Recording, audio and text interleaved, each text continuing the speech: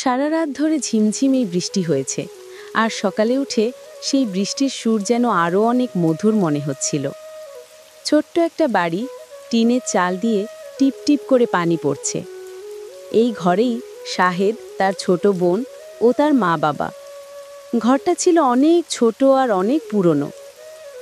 ঝিমঝিমে বৃষ্টি নামলেই মাঝে মাঝে বৃষ্টির ফোঁটা এসে পড়ত তাদের ঘরের মধ্যে। তবুও এই ঘরে যেন সবার প্রতি সবার ভালোবাসা অবিরাম। আহা গিন্নি, বৃষ্টি শব্দটা না যেন নূপুরের শব্দের মতো শোনাচ্ছে। কিন্তু গিন্নি, পেটটা যে খিদেতে একটু বেশি লাফাচ্ছে। ফাবিহা তখনও ঘুমাচ্ছে। সারাদিন অনেক লাফালাফি করে সে ঘুমিয়ে পড়েছে। তার মুখে ছিল অনেক হাসি। সে যেন স্বপ্নের মধ্যেও খিচুড়ি খেয়ে বেড়াচ্ছে। আর মা সকাল থেকেই ঘরের কাজে ব্যস্ত। কিন্তু মা সকাল থেকে ভাবছিল খিচুড়ি রান্নার কথা। কিন্তু ঘরের ভেতর আছে ডাল, একটু চাল আর 2 টুকরা পেঁয়াজ। কিন্তু মা তাও চুলার আগুন জ্বালিয়ে বলল, আজকে খিচুড়ি হোক। খিচুড়ি হলে সবাই পেট ভরে খেতে পারবে এই বৃষ্টির দিনে। কি গো মা, কি করছো? আজকে হাঁসের মাংস হবে না? আমার বোনটা তো ঘুমোচ্ছে। বোনটা তো ঘুম থেকে উঠে খিচুড়ি আর হাঁসের মাংস খেতে চাইবে।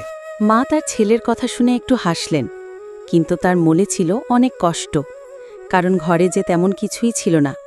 বাবার কাজ নেই আজকে, বাহিরে বৃষ্টি বলে আজকে কাজে যায়নি সে। অনেক বড় আশা নিয়ে মা শাহেদকে বললেন, আল্লাহ ভরসা রে বাবা, আজকে তোদের খালি পেটে রাখবো না। ঘরে যা আছে তাই দিয়ে খিচুড়ি, আর আমাদের যে হাঁসটা আছে ওই হাঁসটি আজকে তোদের রান্না করে দিব। তাহলেই খিচুড়ি আর হাঁসের মাংস হয়ে যাবে। আজকে মন ভরে খেতে পারবি বাবা। শাহেদ মনটা ভার করে বারান্দায় এসে বসল।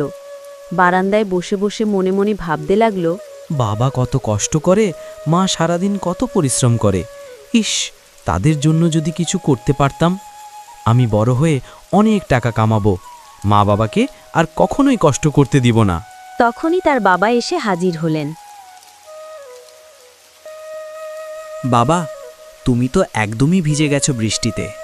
এই বৃষ্টির মধ্যে তুমি কোথায় গিয়েছিলে? বাসায় তো একটা হাঁস আছে, আর আমার ছোট মেয়েটা তো বলছিল যে খিচুড়ি আর হাঁসের মাংস খাবে। ঘরে তো শুধু হাঁস থাকলেই হবে না, চাল ডাল সবজি সব কিছুই লাগবে। তাই বাহিরে গিয়েছিলাম একটু চাল ডাল সবজি ডিম এগুলো আনতে।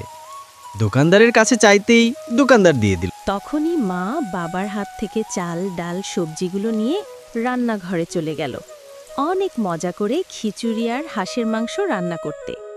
চাল ডাল সবজি আর হাঁসের মাংস একটু ভালোবাসা দিয়ে রান্না করতে লাগলো মজা আর হাঁসের মাংসের খিচুড়ি। খিচুড়ি রান্না করতে করতে বিকেল হয়ে গেল। বিকেলেও বৃষ্টি পড়ছে ঝিমঝিমিয়ে।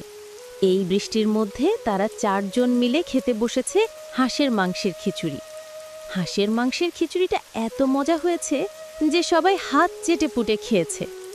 শাহেদও তার বোন তো অনেক মজা করে খিচুড়ি খেলো আজকে। তো বন্ধুরা, তোমাদের বাসায় আজকে কি রান্না হলো? হাঁসের মাংসে খিচুড়ি খাচ্ছ তো সবাই?